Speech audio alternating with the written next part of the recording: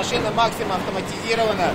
Мы тут задаем скорость. Максимальная скорость станка 8000 книг в час. При этом контролирует работу техники лишь один работник. Пока такое оборудование для обработки книг первое и единственное в республике. На конвейере исключительно детские книжки. Потом он попадает в наш станок, и мы видим конечным результатом, книжка выходит в вот таком виде. Облой, обрезки убираются, края закругленные. Это дает привлекательность книги. Нет углов, нет повреждений. Округлые края и безопасны для ребенка. А чтобы повысить детский интерес к чтению, на книге теперь будут высекать фигуры любой сложности.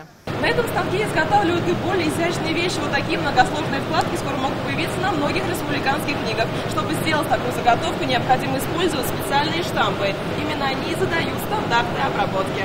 По словам специалистов, доля детской литературы в объеме выпущенных книг существенная, и требования у наших детей очень высокие. Полиграфия – это очень живая, подвижная отрасль, которая требует постоянных инноваций.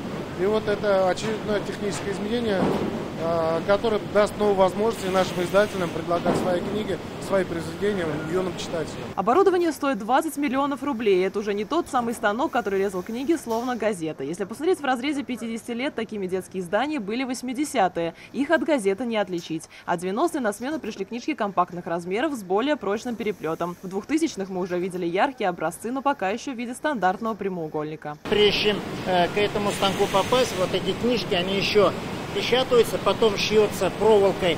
Вот на этом Хоннере, на станке, она тоже года 3, еще новый станок. И еще мы купили, вот в течение 5 лет мы купили 8 единиц оборудования. Сейчас новый станок будет работать в 3 смены. На днях цех получила свой первый заказ в 10 тысяч экземпляров. Юлия Муратова, Ренат Сафин, ТНВ, Казань.